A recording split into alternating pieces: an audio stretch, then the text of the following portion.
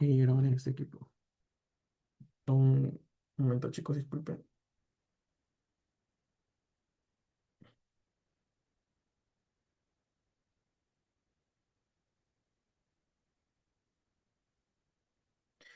Ok. Mm,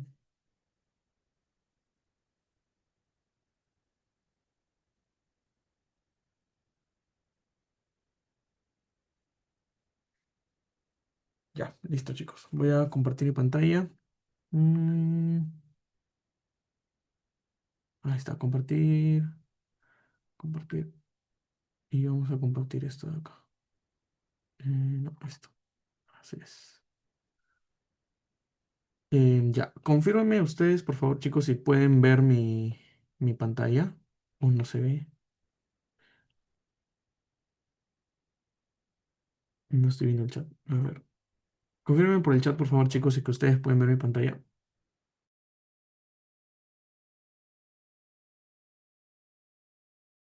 Ya, listo. Ya, listo. Entonces damos por inicio la presentación. Ya, disculpen tanto palabreo. Esto de acá, puntero. Ya, bueno, buenas noches ya con todos. Mi nombre es Brian Sáenz Echevarría, actualmente estudiante de cuarto año de la carrera de Medicina Humana y perteneciente a la ayudantía de Bioquímica y Biología Molecular. Y bueno, por parte del primer curso de Biología Celular y Molecular, les tenemos la tercera teoría que es acerca de señalización celular. ¿Ok? Ustedes pueden visualizar las redes de la ayudantía y el correo en caso tengan alguna dificultad, alguna pregunta que no se ha respondido o que se les ha ocurrido después, pueden hacerla llegar por el correo también. Ok, entonces, comenzamos con una visión panorámica de manera general acerca de la señalización celular. Ok, espérense, quiero ver si es que... Ahí, acá, listo. Ya. Entonces, comenzamos con generalidades respecto a la señalización celular. Ok. Comenzamos entonces con estas generalidades. En primera instancia, ¿qué es la señalización celular? ¿No? Bueno, básicamente es un proceso secuencial por el cual una célula responde de manera apropiada a cualquier señal o estímulo ambiental específico. Muy importante es que es de manera específica. Y bueno, para que ocurra este proceso, se tienen que tener tanto moléculas de señalización, que son las que van a llegar a la célula, y también como resultado se obtiene una respuesta específica a esa molécula de señalización. ¿Ok? Entonces, recapitulando, tenemos nuestra célula. Nuestra célula va a tener receptores en su membrana y en su membrana van a llegar moléculas señalizadoras, que pueden ser señales o estímulos ambientales. Em, para para adjetivizar estos estímulos ambientales es que son específicos y bueno, como resultado a todo el proceso de señalización celular, obtenemos una respuesta celular específica. Ok, ¿qué elementos tenemos como parte de la señalización celular? Básicamente tenemos una célula emisora o señalizadora que va a ser la que emita estas señales o estos estímulos. Tenemos los mensajeros o ligandos o también llamados los estímulos que van a ser sintetizados o secretados por estas células. Los receptores que los vamos a encontrar en la célula específico y la célula diana o efectora o también llamada célula específico. ¿Ok? Son estos cuatro, son estos cuatro elementos básicos que encontramos dentro del proceso de señalización celular. ¿Ok? Ahora, vamos a ver un esquema general respecto a todo este proceso. ¿Ok? Nosotros tenemos nuestra célula, la cual va a sintetizar o va a emitir un mensajero o un ligando o un estímulo señalizador. Ahí lo pueden ver, una molécula de señalización extracelular. Y esta célula que ha emitido se llamaría la célula emisora o señalizadora. Va a emitir su molécula de señalización extracelular o un ligando simplemente y va a llegar a otra célula, que sería la célula diana o célula efectora. Esta célula diana o efectora tiene en su membrana celular receptores. ¿Ok? No se puede ver acá. Ahí está. Tiene receptores. ¿Ok? Y estos receptores van a recibir la molécula de señalización extracelular o ligando que ha sido secretado por la célula emisora. ¿Ok? Entonces, esta molécula o ligando va a llegar a los receptores de la membrana plasmática, la membrana celular de la célula efectora o célula diana. ¿Ok? Hasta ahí espero que se haya entendido. Entonces, em, esta, esta molécula puede inducir ciertos cambios dentro de la célula efectora, como por ejemplo, la primera de ellas es que tengamos un receptor intracelular que al momento de fosforilarse el receptor emita otra respuesta, ¿ok? Y esta respuesta admite una proteína blanco. Por otro lado, tenemos otra vía, por así decirlo, en la cual nuestro receptor ya no es que se fosforile, sino es que busca otra proteína. Y esta proteína va a sintetizar otro efector, o también llamado segundo mensajero. Y este segundo mensajero se va a unir a otro receptor intracelular, que va a activar una proteína o una molécula efectora que a su vez va a efectuar la activación de una proteína blanco. Entonces, siguiendo este esquema general, nuestro objetivo final es activar proteínas objetivo. ¿Ok? Es activar proteínas objetivo o proteínas blanco, como le quieran decir.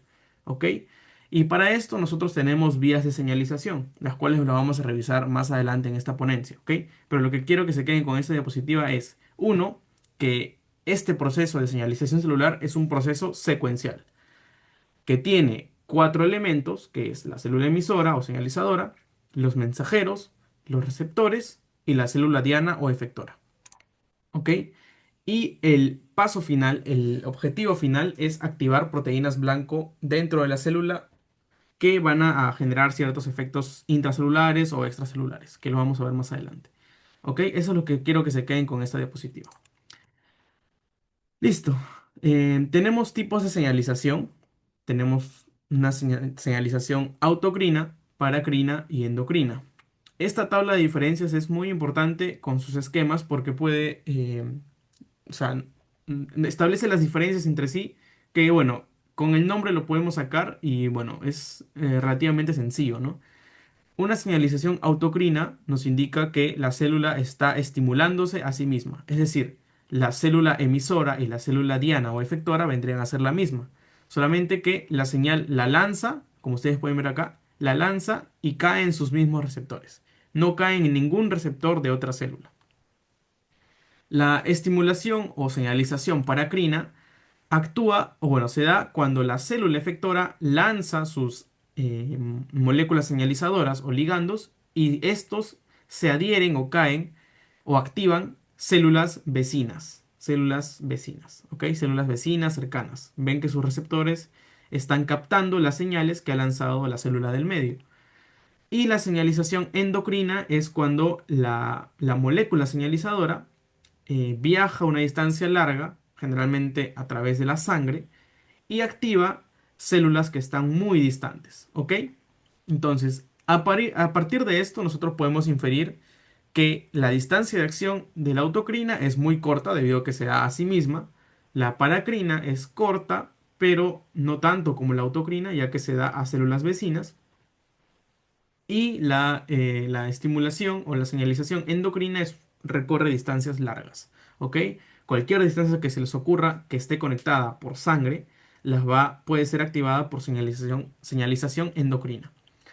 Ahora, em, básicamente las moléculas que van a actuar como mensajeros de señales de estímulo, difieren entre cada uno de los tipos de señalización celular.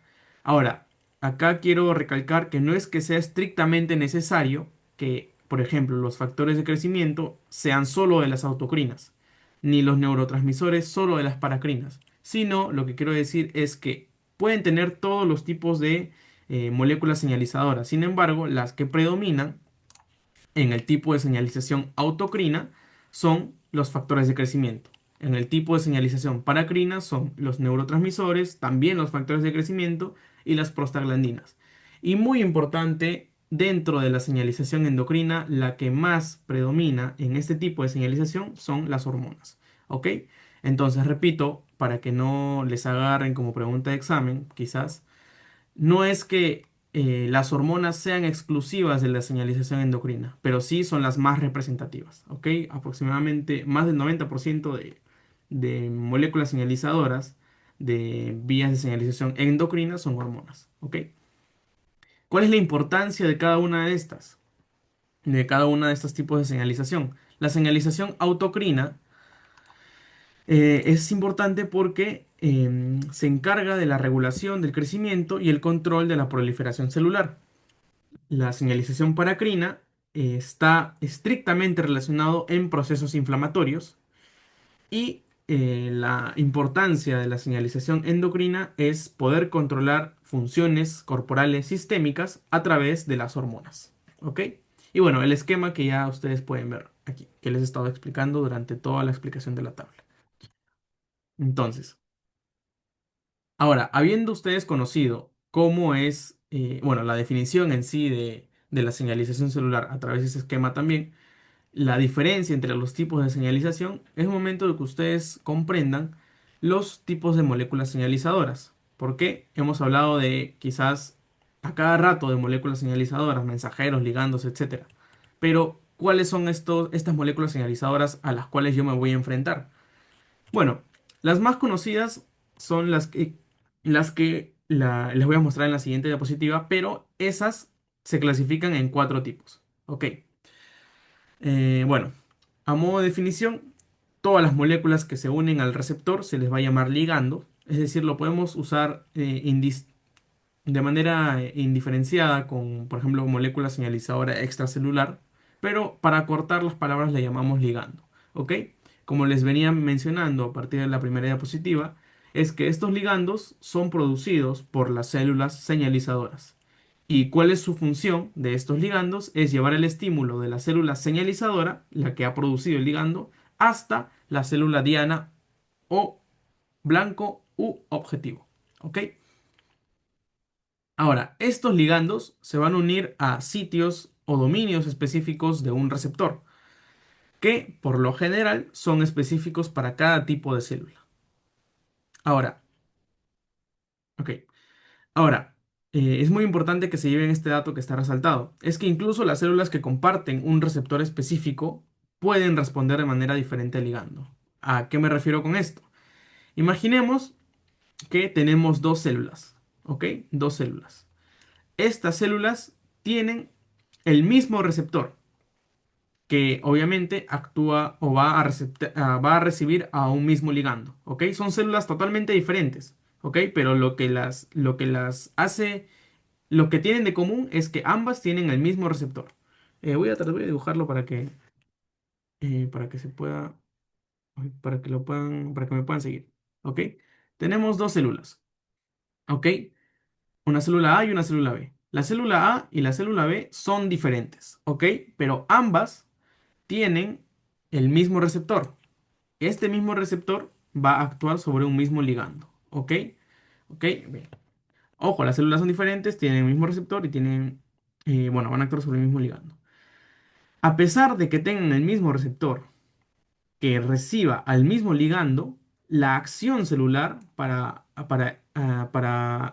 que efectúe va a ser diferente. No sé, imaginemos. Al recibir este ligando, esta célula se activa y bueno, va a hacer vasoconstricción, imaginemos. Vasoconstricción. Es decir, que va a hacer que los vasos sanguíneos se contraigan. Y esta célula B, a pesar de que tenga el mismo receptor con el mismo ligando, como es una célula diferente, actúa diferente y esta célula lo que hace es, no sé, estimular la secreción de una hormona. ¿Ok? Muy diferente las acciones. ¿Y a qué se debe esto? Básicamente por la maquinaria intracelular que encontramos en cada célula. ¿Ok? Y eso está relacionado con el segundo punto. En el segundo punto ustedes pueden ver que los ligandos son capaces de disparar los ligandos son capaces de disparar una serie de procesos complejos que por lo general son en cascada que conducen a una respuesta específica.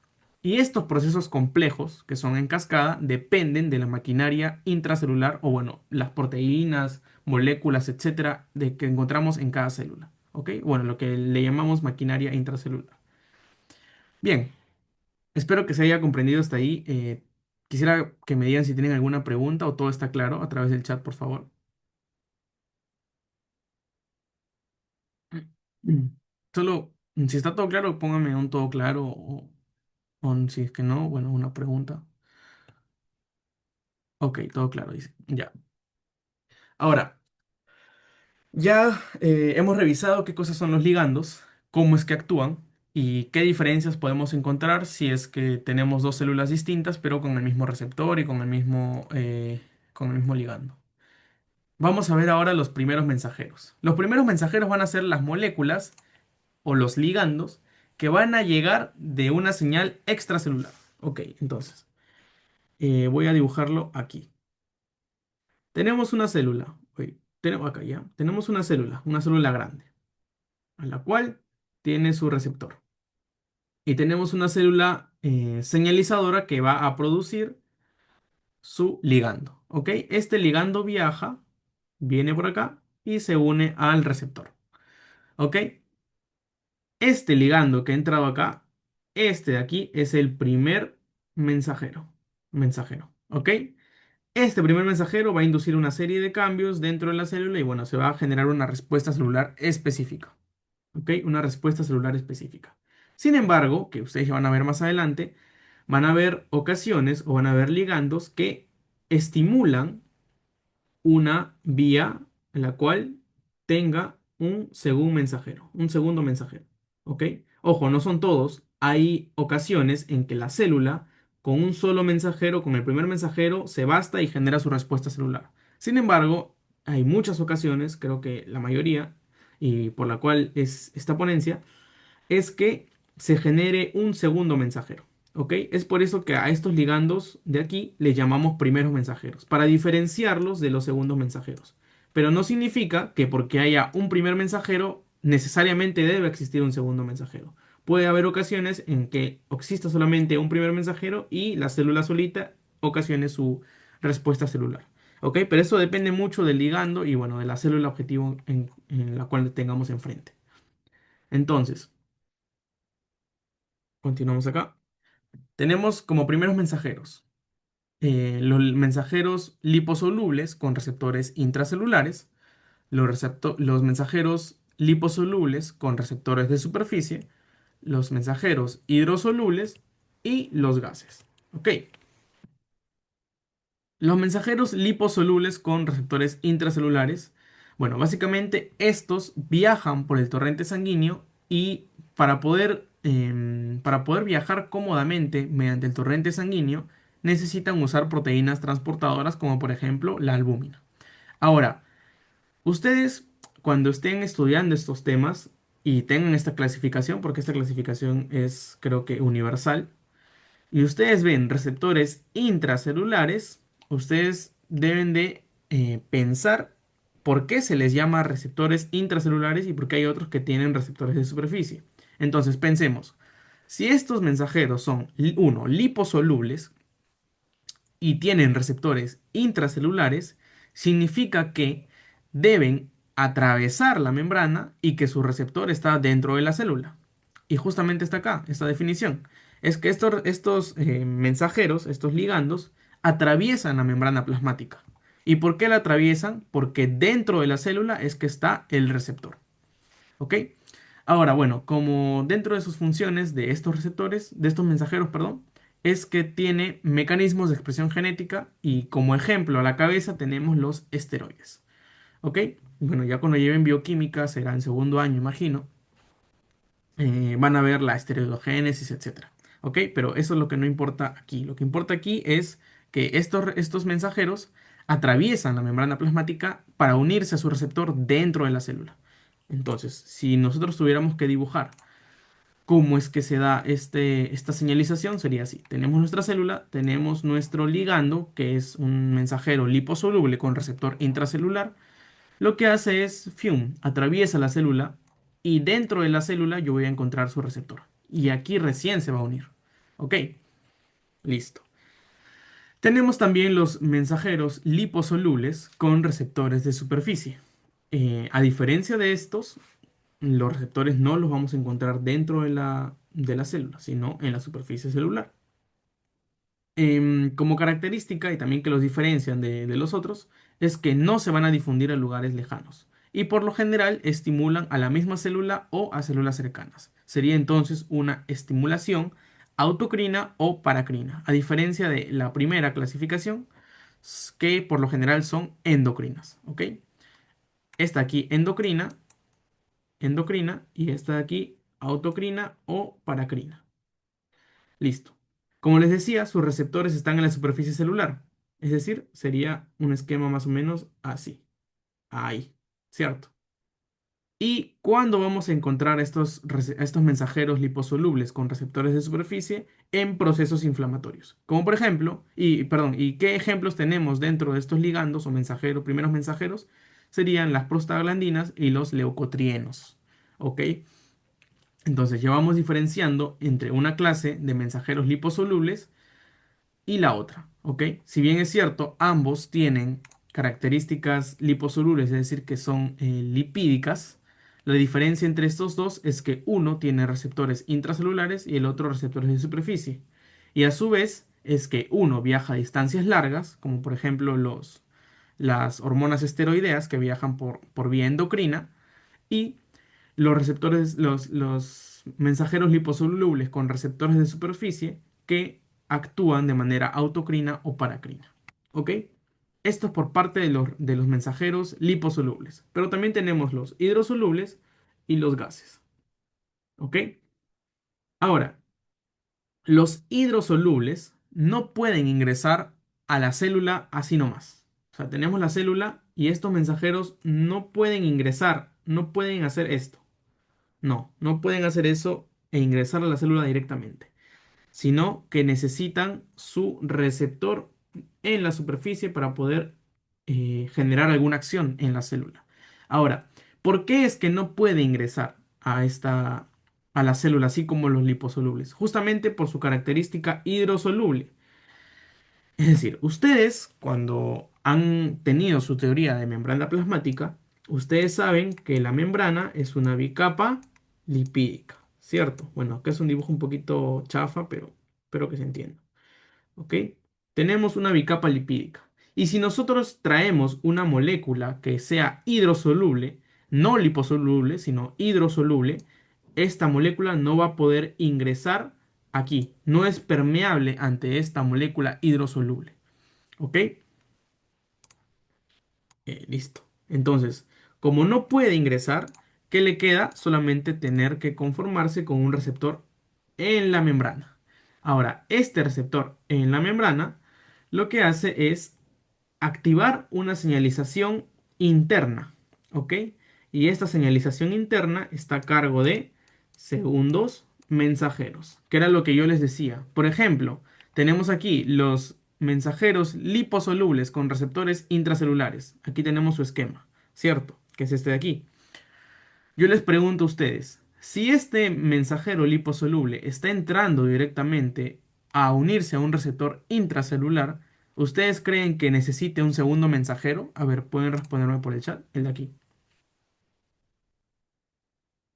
No.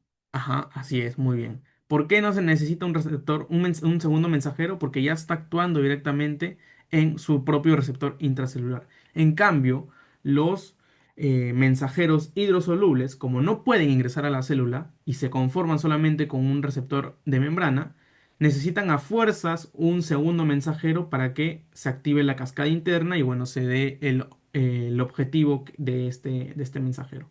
¿Ok? ¿Cuál es un ejemplo claro de los primeros mensajeros hidrosolubles? Los polipéptidos. Todo lo que ustedes vean que sean proteínas o péptidos, siempre son hidrosolubles. Y por último, tenemos a los gases, que bueno, los gases son moléculas apolares y su característica o su cualidad es que estos gases pueden difundirse a través de la membrana, como por ejemplo el óxido nítrico. Es decir, como se pueden difundir a través de las membranas, no necesitan de receptores, ¿cierto? Bien, entonces hasta aquí espero que se haya comprendido. Igual, si tienen alguna pregunta, pueden dejarla en el chat. Hasta yo voy a tratar de responderla en la medida de lo posible, ¿ok? Ya, entonces, habiendo comprendido lo que son los primeros mensajeros, pasamos a los segundos mensajeros. Uy, ok, continuamos. Tenemos los segundos mensajeros. Voy a mover esto acá que me está estorbando. Ah, se puede mover acá. Ya, bacán. Listo. Tenemos los segundos mensajeros, ¿ok? Los segundos mensajeros, a diferencia de los primeros mensajeros, bueno, los vamos a encontrar en aquellas vías en las que el primer ligando induce la formación del segundo mensajero. Como cuáles, por ejemplo, tenemos un ligando hidrosoluble que, debido a sus características, no puede entrar a la célula y necesita a fuerzas un segundo mensajero. ¿Ok? Entonces, lo que quiero que se lleven de esta línea de información es que los segundos mensajeros no van a estar en todas las vías de señalización. Se los vuelvo a repetir como se los dije hace unas cuantas diapositivas. Solo en aquellas vías que se requiera de un segundo mensajero los vamos a encontrar. Pero hay vías en las cuales solamente con un mensajero basta. Solo con el primer mensajero basta. Pero hay otras, como por ejemplo el caso de los hidrosolubles, que necesitan un segundo mensajero sí o sí. ¿Y cuál es la función? Bueno, no función, sino cuál es la cualidad dentro de la biología celular y molecular de que existan estos segundos mensajeros. Es que se pueda diversificar la función de cada célula cuando se une un mismo ligando. Entonces, explico esto. Tenemos la misma célula, ¿ok? Solo que le estoy dibujando tres veces. Tenemos la misma célula, repito. Esta célula tiene su receptor en su superficie. Viene el mismo ligando. ¿Ok? Hasta acá es la misma célula con su mismo receptor y con el mismo ligando, solo que lo he dibujado tres veces. Sin embargo, en el primer caso va a seguir la vía de señalización interna A. En el segundo caso va a seguir la vía de señalización interna B. Y en el tercer caso va a seguir la vía de señalización interna C. Son diferentes vías de señalización interna que están a cargo de distintos segundos mensajeros. En el primer caso está a cargo del segundo mensajero alfa. No, alfa no lo voy a poner, si no se van a confundir. Está a cargo de el El primer caso está a cargo del segundo mensajero X, el segundo caso está a cargo del segundo mensajero y el tercer caso está a cargo del segundo mensajero Z. Como son distintos segundos mensajeros, cada uno va a efectuar una respuesta celular distinta. En el primer caso efectuará una respuesta celular A, en el segundo caso una respuesta celular B minúscula y en el tercer caso una respuesta celular C minúscula. Esto es básicamente la explicación de esta línea de información, ¿ok? Que a pesar de que tengamos una misma célula, em, dentro de la célula tenemos distintos segundos mensajeros y cada segundo mensajero tiene una maquinaria distinta y por ende va a efectuar eh, un distinto efecto celular, ¿ok? Espero que se haya comprendido hasta ahí. Borramos entonces. Y bueno, ya que hemos entendido esto, nos preguntamos, ¿qué segundos mensajeros tenemos entonces? Bueno, tenemos uno de los más conocidos, el AMP cíclico, el GMP cíclico, el diacilglicerol, el inositol 3-fosfato y el calcio iónico o calcio intracelular. ¿Ok? Ok, tenemos aquí. Listo. Vamos a ver sus diferencias, o bueno, las diferencias entre cada uno de estos mediante, en primera instancia, la enzima que lo produce y la principal acción celular. ¿Ok? Listo. Para el AMP cíclico, bueno, la enzima que lo produce es la adenilato ciclasa. ¿Ok? Adenilato ciclasa. ¿Y cuál es su principal acción celular? Es activar la pKa. ¿Qué cosa es la pKa? Es la fosfoquinasa A. ¿Ok? Listo. Continuamos con el GMP cíclico. La enzima que lo va a producir es la guanilato ciclasa. Y su principal acción celular es activar la pKg o fosfoquinasa G. Ahora, algunos autores em, consideran tanto el AMP cíclico como el GMP cíclico como hermanas, ¿ok? Porque si ustedes se dan cuenta, tienen una acción similar, activar una fosfoquinasa. Sin embargo, la fosfoquinasa que activan son diferentes y también la enzima que lo produce no es estrictamente la misma. En el caso del AMP cíclico es la adenilato ciclasa y en el caso del GMP cíclico es la guanilato ciclasa. Ahora, continuamos con los otros tres. El 1,2 diacilglicerol y el inositol 3-fosfato van a ser producidos por la misma enzima, la fosfolipasa C. Y ahora lo vamos a ver cuando veamos la vía de señalización. La fosfolipasa C. Pero la acción intracelular de cada una es diferente. Si bien están activadas por la misma enzima, la acción del diacilglicerol es activar el PKC o fosfoquinasa C y la acción del inositol 3-fosfato o IP3 es activar el calcio intracelular. ¿Ok? Y el calcio intracelular, a su vez, actúa como otro segundo mensajero. Algunos autores lo consideran como tercer mensajero, pero ustedes no lo consideran así, ustedes consideranlo como segundo mensajero. ¿Por qué les digo esto? Porque en sus diapositivas de clase, cuando ustedes lleven, les van a hablar del calcio intracelular como segundo mensajero, no como tercer mensajero. Ustedes quédense con la idea que es segundo mensajero. Todos estos cinco son segundos mensajeros, ¿ok? Solo les menciono el dato que algunos autores lo mencionan como tercero. ¿Ok? Listo. Tenemos el calcio intracelular que va a ser liberado por IP3, por el inositol 3-fosfato, como ustedes se están dando cuenta. Y la acción principal que tiene el calcio intracelular es activar el PKC o fosfoquinasa C, al igual que el diacilglicerol. Todo este, por así decirlo, quilombo de enzimas que lo producen, acción celular, lo vamos a ver en unas cuantas diapositivas más adelante, cuando veamos las vías de transducción, que he preparado un esquema, creo que lo más didáctico posible para que a ustedes se les quede, ¿ok? Ahora, eh, tanto el diacilglicerol como el inositol 3-fosfato como el calcio intracelular están actuando dentro de la dentro de una vía y el AMP cíclico y el GMP cíclico están actuando dentro de otra vía, ¿ok? Por eso los he separado así. Ahí. Bien, ¿hasta aquí tienen alguna pregunta o todo está claro para continuar? De igual manera, si está todo claro, pueden escribírmelo por el chat, chicos, para poder continuar con la ponencia. Todo claro, ok, ya, muy bien.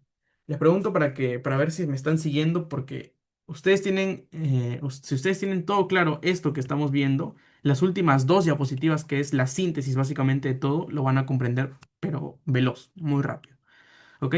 Entonces, ahora sí, continuamos. Tenemos a los receptores.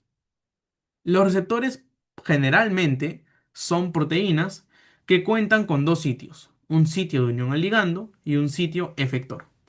Y las funciones que tienen estos receptores son dos: reconocer al ligando y propagar la señal que quiere transmitir ese ligando. Entonces, tenemos aquí nuestro receptor, ¿ok? En este caso es un receptor de superficie, porque ustedes pueden ver acá una membrana plasmática. Tenemos nuestro receptor, el cual tiene un sitio de unión, es decir, aquí donde estoy poniendo el puntero, va a estar el, el ligando, se va a unir el ligando. Tenemos, bueno, acá la membrana plasmática y tenemos un sitio efector, que una vez se une el ligando acá, va a transmitir la señal y el sitio efector va a hacer su chamba, va a efectuar lo que quiera hacer el ligando, ¿ok? No sé, imaginemos que el ligando trae la información de decirle a la célula, oye, ¿sabes qué? Libera cierta hormona, ¿ok? Llega el ligando aquí, se une el sitio de unión y el sitio efector va a hacer su chamba de manera intracelular para que al final la célula libere esa hormona. Tenemos una clasificación, para esto he preparado un mapa de clasificación. Tenemos receptores de membrana y receptores intracelulares. Justamente lo que les decía.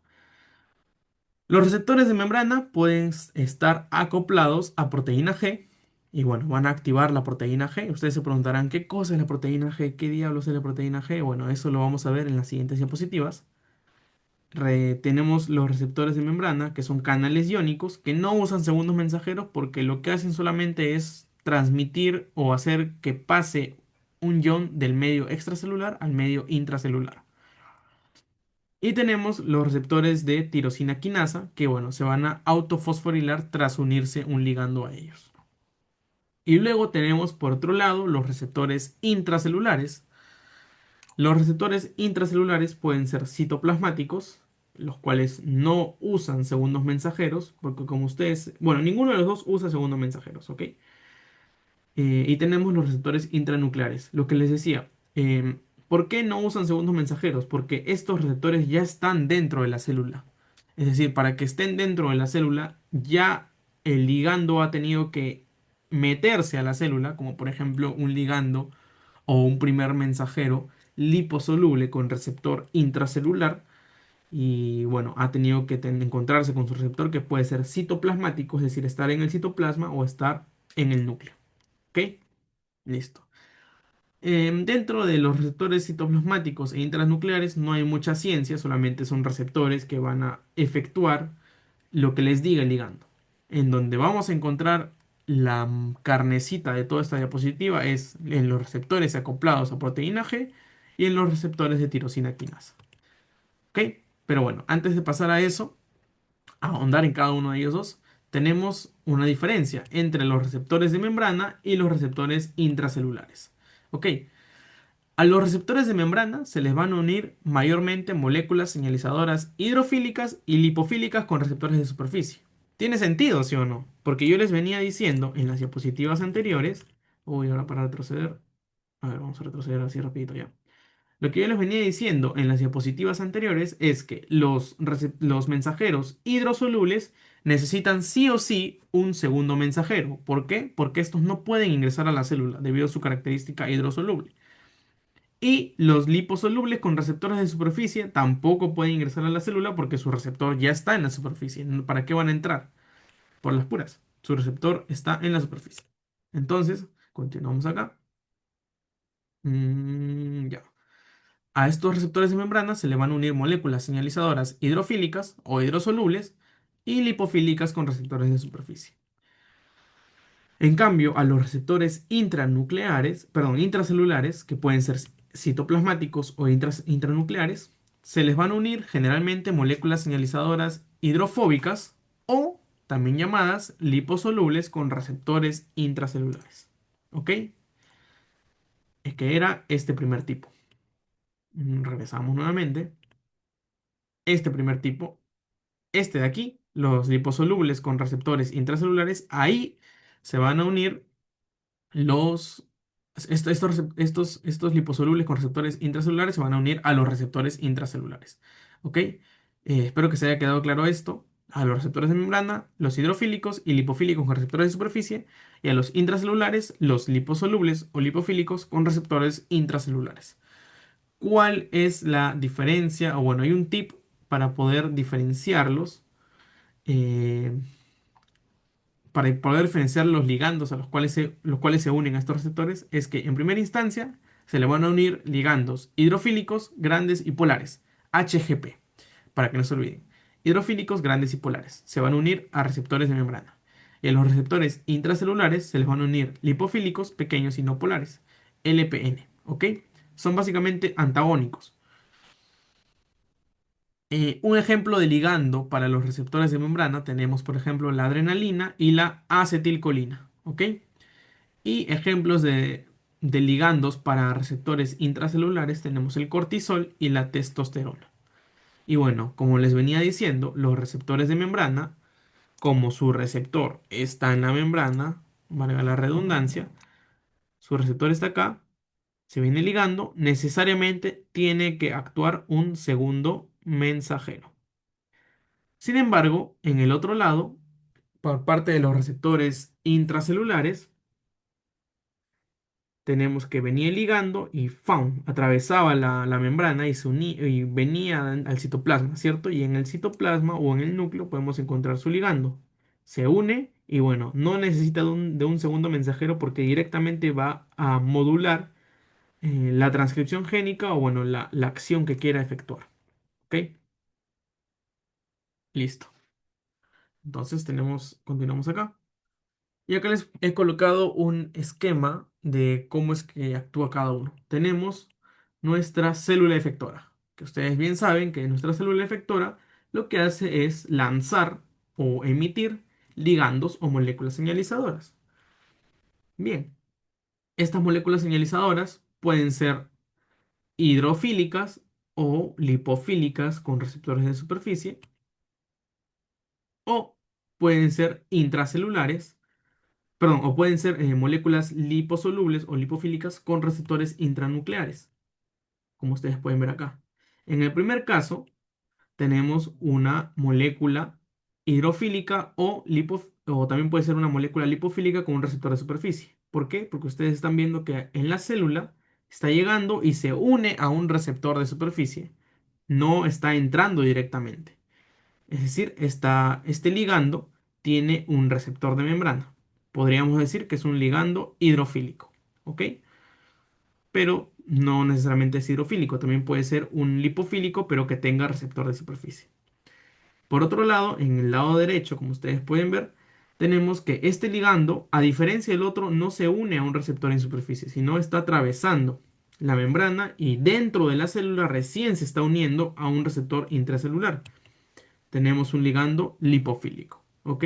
Que sería, si nos ponemos estrictos, sería un ligando liposoluble con receptor intracelular. Hasta aquí, ¿todo está claro, chicos? ¿Me pueden confirmar o tienen alguna pregunta?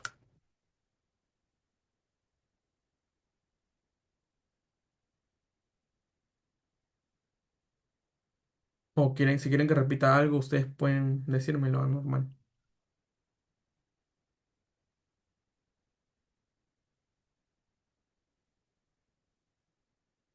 Todo claro, me dicen.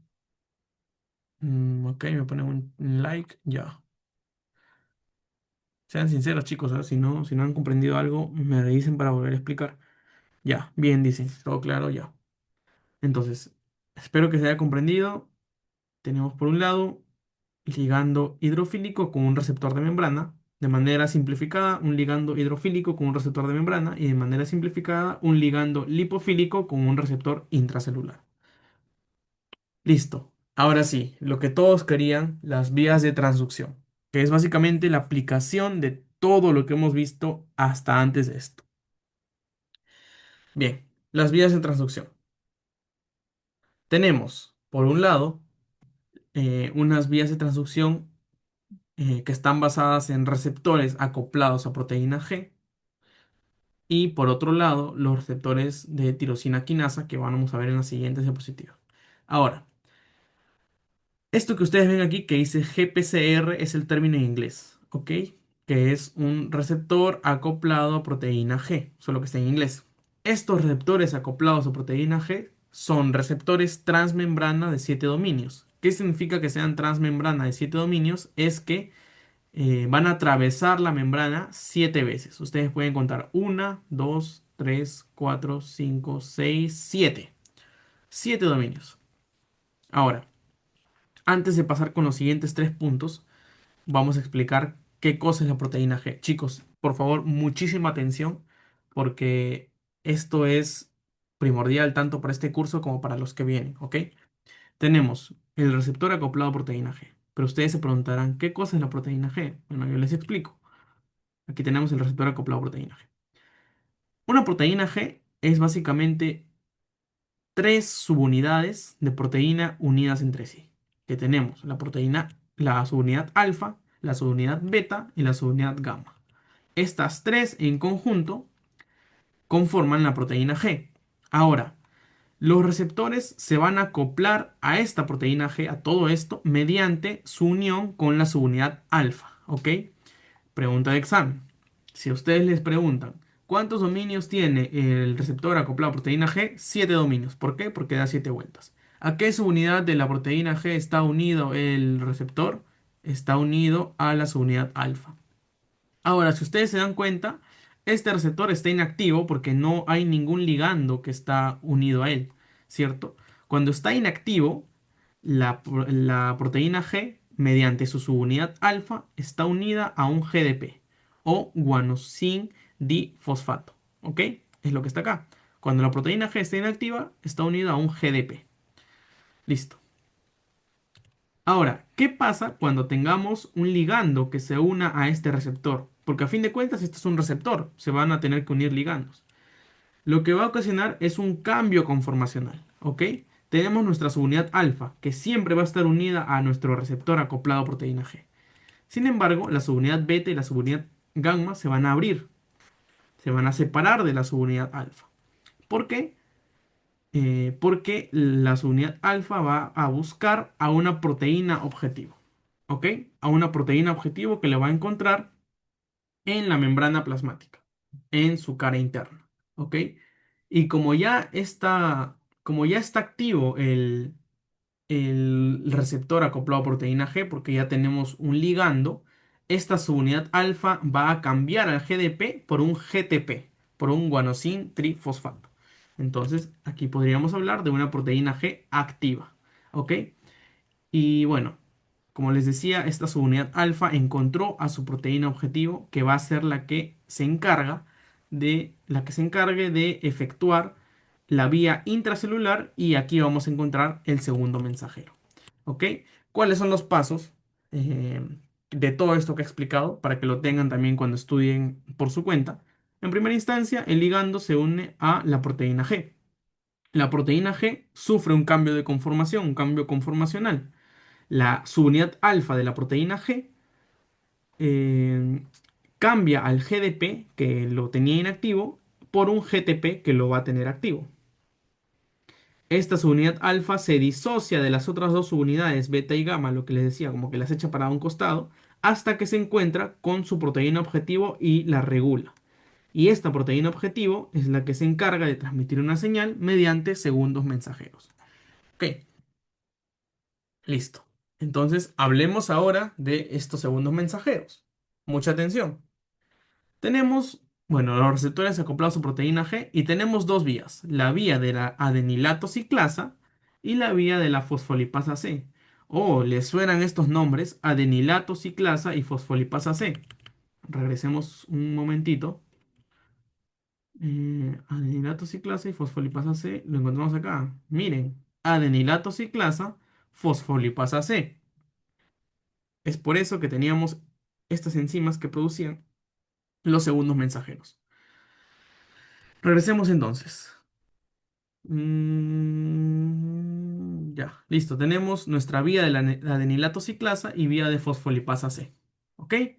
Aquí yo he dibujado, bueno, no he dibujado, sino he colocado el mismo esquema que les había puesto cuando se activaba el receptor acoplado a proteína G. Que vino el ligando, actuó, sufrió un cambio conformacional, la subunidad alfa botó al GDP y se quedó con un GTP y encontró a su proteína objetivo. ¿Y cuál es su proteína objetivo? Como estamos en la vía de la adenilato ciclasa, su proteína objetivo va a ser la adenilato ciclasa. Listo. ¿Qué es lo que hace esta adenilato ciclasa? Simple. Va a encontrar una molécula de ATP dentro de la célula, y esta adenilato ciclasa lo que hace es transformarlo en AMP cíclico. ¿Ok?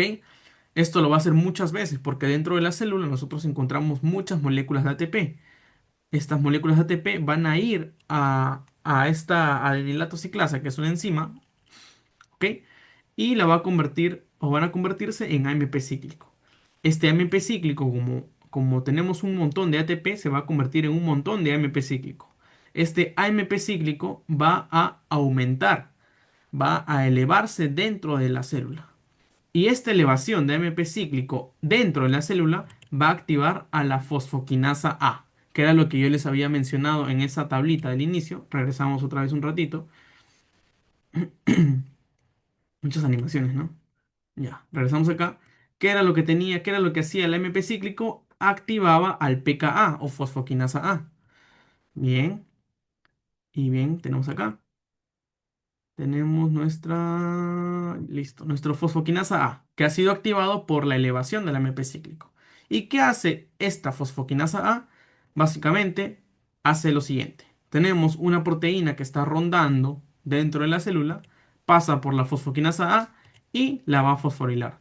Como tip, como dato, todo lo que vean que es quinasa, fosforila. ¿Ok? Todo lo que es quinasa, fosforila. Entonces, cualquier proteína que encuentre, o bueno, no cualquiera, sino la proteína que queremos fosforilar mediante este ligando, la va a fosforilar. ¿Ok? Listo. Entonces, acá les pongo un recuadro para que ustedes recuerden quién es nuestro segundo mensajero, el AMP cíclico. ¿Por qué? porque ha sido producida por la enilato ciclasa debido al ATP. Bueno, el ATP llega a la enilato ciclasa y produce el AMP cíclico y activa al pKa. ¿Y qué respuesta celular tiene el pKa? Fosforilación de proteínas o fosforilación de moléculas, pongamos. Listo, eso es una vía simple. Es creo que lo básico que ustedes deben de conocer para este curso y para los que vengan. Ahora, continuamos con la vía de la fosfolipasa C. Listo, tenemos lo mismo, el mismo esquema, solamente que aquí agregamos otra proteína. ¿Ok? Tenemos nuestro proteína G, perdón, nuestro receptor acoplado a proteína G, que está activado porque ya vino un ligando. La subunidad alfa se disoció de sus hermanitas beta y gamma y se unió al GTP. Y esta subunidad alfa encontró una proteína objetivo. En este caso, como estamos en la vía de la fosfolipasa C, encontró a la fosfolipasa C. Sí, no hay nada del otro mundo, chicos. Bien, tenemos a una molécula que se llama PIP2. Este PIP2 está dentro de la membrana. Bueno, si queremos saber su nombre, se llama fosfoinositol 2. ¿Ok? Este fosfoinositol 2, bueno, yo le voy a decir PIP2 porque es un nombre muy largo. Lo vamos a encontrar dentro de la membrana. ¿Ok? Esta fosfolipasa C, entonces va a encontrar los PIP2. ¿Y qué le va a hacer a este PIP2? Lo va a escindir, lo va a romper en DAG, que era diacilglicerol, e IP3, que es inositol 3-fosfato. Y oh, sorpresa, sorpresa, que era lo que habíamos visto hace un momento. Regresamos nuevamente. Regresamos acá y teníamos el diacilglicerol y el inositol 3-fosfato o inositol trifosfato, que eran producidos por la fosfolipasa C, que les estoy mencionando ahorita. Listo. Ahora, ¿qué hacen cada uno? Ya está bien. Esta fosfolipasa C escindió en diacilglicerol y en inositol 3-fosfato. El diacilglicerol lo que hace es llegar y unirse a la fosfoquinasa C. A diferencia de la vía de la adenilato ciclasa, tenemos pKa, que es fosfoquinasa A. En esta vía de la fosfolipasa C se va a unir a la fosfoquinasa C. ¿Ok? No hay pierde, no se pueden confundir. Fosfoquinasa C, vía de la fosfolipasa C. Listo. Entonces, este diacilglicerol viene y se une a la fosfoquinasa C. Listo. Pero ¿qué pasa con el inositol 3-fosfato? Bueno, este inositol 3-fosfato lo que hace es unirse a canales iónicos del retículo endoplasmático. ¿Y para qué se une a los canales iónicos del retículo endoplasmático? Para poder liberar calcio intracelular. Y esta liberación de calcio intracelular lo que hace es que este calcio salga al medio, al citoplasma, y en el citoplasma este calcio se va a unir a la fosfoquinasa C. Entonces, podríamos decir que la fosfoquinasa C siempre va a estar a la espera del diacilglicerol y del calcio intracelular. Entonces, si ustedes recuerdan la tablita que les había puesto, tenemos que regresamos nuevamente. Mm, mm, mm, mm, mm, mm.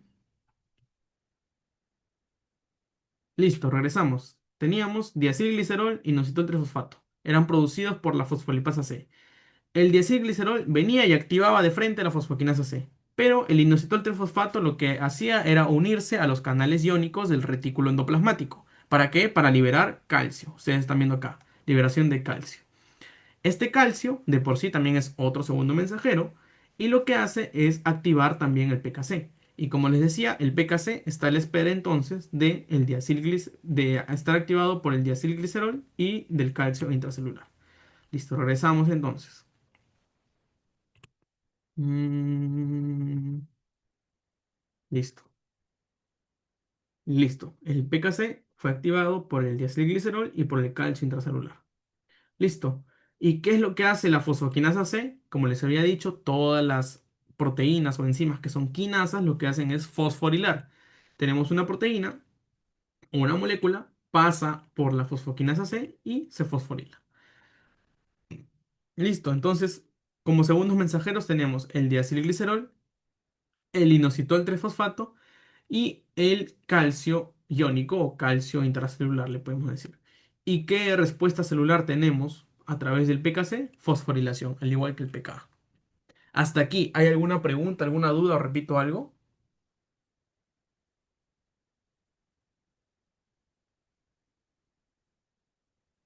¿Me pueden escribir por el chat, chicos? Con confianza. Pueden decirme todo bien o repito. Entiendo que para la guanilato ciclasa el proceso es como la de nilato ciclasa. Sí, muy buena pregunta, Aldair. Tal cual. O sea, la vía de la guanilato ciclasa es un proceso similar a la adenilato ciclasa, pero ¿por qué yo ejemplifico la adenilato ciclasa? Porque uno es más común que la guanilato ciclasa y otro, por lo general, se dicta más la adenilato ciclasa que la guanilato ciclasa dentro de los cursos que ustedes van a llevar, por ejemplo, ¿no? Entonces, es muy importante que sí, es cierto, son procesos similares a adenilato ciclasa que guanilato ciclasa, pero utilizan diferentes moléculas, ¿no? En lugar de ATP usaría GTP y en lugar de AMP cíclico generaría GMP cíclico. Y en lugar de activar a la pKa, activaría a la pKg. Espero que haya respondido tu pregunta. ¿Todo está bien? Sí, todo claro. Escuché de tip que toda quinasa fosforila no hay excepción. Sí, justamente por eso, cuando ustedes repasen, creo que esto lo van a ver en bioquímica en el tema de enzimas, pero bueno, les adelanto. em, las enzimas llevan nombres dependiendo a lo que hacen, ¿ok? Por ejemplo, tenemos enzimas hidrolasas que lo que hacen es romper enlaces usando agua, por eso se llaman hidrolasas. Tenemos, ¿qué más enzimas tenemos? Bueno, tenemos un sinfín de enzimas, ahorita no se me vienen a la mente, pero tenemos muchas enzimas que sus nombres derivan de lo que hacen. Entonces, cuando ustedes escuchen enzimas quinasas, lo que significa que su acción es fosforilar, es decir, añadir fósforo a una proteína, a una molécula, etcétera. Sin embargo, ustedes se van a topar con enzimas cuyo nombre es fosforilasa y no se vayan a confundir. Fosforilasa no es lo mismo que quinasa. Fosforilasa lo que hace es al revés. En lugar de agregar fósforo, quitar fósforo. Pero sí, yendo a tu pregunta, ¿toda enzima quinasa fosforila? Sí, toda enzima quinasa fosforila. Mm, ¿Hay alguna pregunta, chicos? ¿Otra pregunta más? Espero haber contestado tu pregunta, José. Sí, ok, dice Matías. Buenas noches. Una pregunta. ¿Ambos procesos pueden darse al mismo tiempo? Ya, muy buena pregunta, Matías. Ya, voy a dibujar aquí. Supongamos que tenemos nuestra célula, ¿ok? Que tiene un receptor, tiene otro receptor. Por un lado, por un receptor, llega un ligando que actúa o que activa la vía de la adenilato ciclasa y efectúa su, bueno, en este caso, mal ejemplo ponerlo acá. Voy a borrarlo y voy a hacerlo de nuevo, ¿ya? Mal ejemplo ponerlo así. Ya. Mm, ya listo. Tenemos nuestra célula con dos receptores, imaginemos. ¿Ok? En el primer caso, llega un ligando que actúa la vía que activa la vía de la adenilatosa ciclasa y activa esta maquinaria. Pero también al mismo tiempo puede llegar otro ligando que active la vía de la fosfolipasa C y active esta vía de señalización interna. Entonces, si tu pregunta va relacionada a que ambos pueden relacionar al mismo tiempo, porque hayan dos ligandos diferentes en una misma célula al mismo tiempo, pues sí puede darse. Pero si tu pregunta va relacionada a que si tenemos un ligando perdón, tenemos un receptor que viene un ligando y este ligando activa las dos al mismo tiempo, pues no, o activa la adenilato ciclasa o la fosfolipasa C. ¿Ok? Bueno, hasta donde yo he revisado, no he visto casos de que un mismo ligando haya activado tanto a la adenilato ciclasa como a la fosfolipasa C. ¿Y por qué les digo esto? O bueno, ¿por qué un mismo ligando no puede activar ambas vías? Porque ustedes tienen que recordar que para que se dé una vía, en este caso voy a escoger de ejemplo la enilato ciclasa, la subunidad alfa tiene que encontrarse con su proteína objetivo, que es en este caso la enilato ciclasa. y al encontrarse con su proteína objetivo se une momentáneamente o transitoriamente a esta proteína. Y al momento de unirse es exclusiva de esta. Es como si se encontrara con su pareja, ¿no? Que encontrara con su pareja y tiene que serle fiel siempre. No es que le encuentra y al mismo tiempo tiene que encontrarse con la otra. No puede pasar así. ¿Ok? Listo. Espero haber respondido tu pregunta y bueno, creo que con ese ejemplo quedó claro. ¿Sí, chicos? ¿O no? ¿O vuelvo a explicar?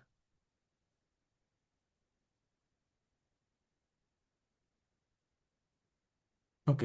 Denme un momentito, chicos, por favor. Unos 2 minutos, por favor.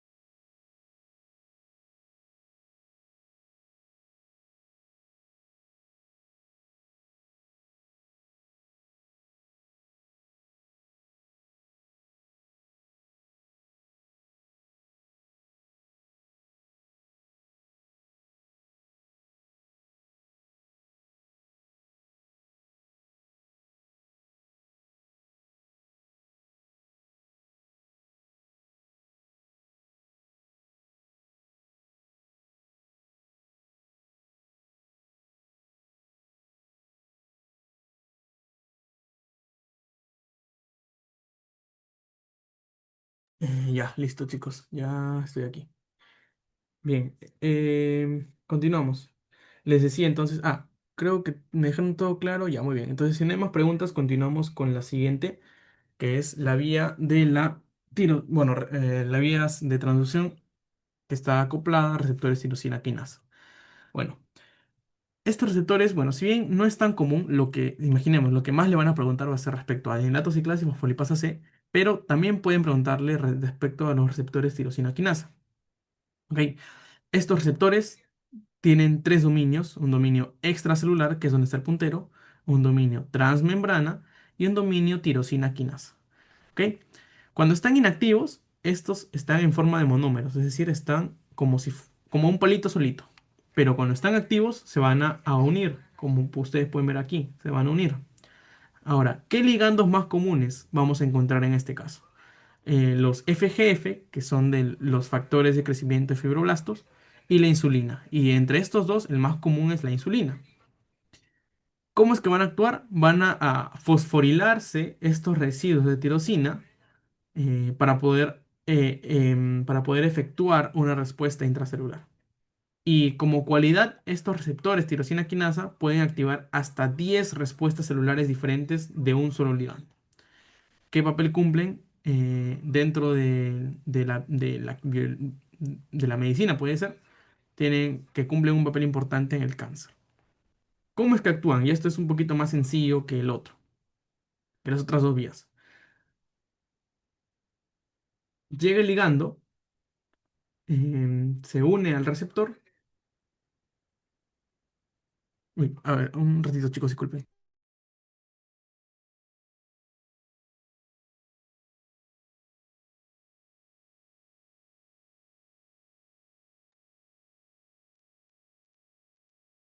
Ya, listo, chicos. Ya, disculpen que haya interrumpido así. Ya, les decía, tenemos la membrana, tenemos el receptor, y bueno, ¿cómo es que va a suceder todo este proceso? Llega el ligando, se une al receptor, y cuando se une, este receptor se activa. Les había dicho que cuando está activo, está en forma de dímero, o sea, son dos hermanitos. Listo. Ahora, ¿qué es lo que va a pasar? Este ATP lo que hace es pasar por el dominio tirosina quinasa y se va a escindir en ADP y en fósforo libre. Ustedes saben que el ATP es adenosin trifosfato. Se divide en adenosin difosfato y en el otro fósforo que le queda. Igual por el otro lado también. Viene ATP, se divide en ADP y en fósforo libre. Y este fósforo que está aquí en el lado izquierdo se va a unir a el dominio tirosina quinasa del lado derecho. Y el fósforo del lado derecho se va a unir al dominio tirosina quinasa en el lado izquierdo. Este proceso se llama transfosforilación. Ahora, se van a terminar de uniendo un montón de fósforos. Acá, bueno, en el dibujo solamente alcanzaron 6, ¿no? Pero bueno, se van a unir un montón de fósforos. ¿Y por qué les decía que pueden activar hasta 10 respuestas celulares diferentes? Porque imaginemos, miren, tenemos una proteína adaptadora, llega y ¡pin! Se fosforila con el fósforo que quedó unido acá. Y eso va a efectuar una respuesta celular.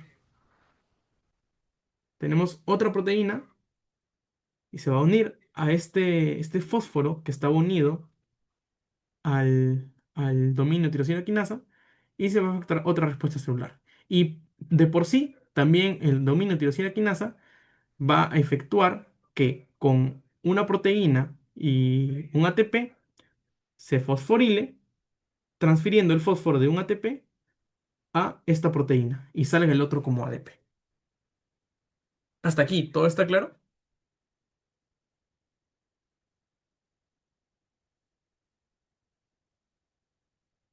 chicos?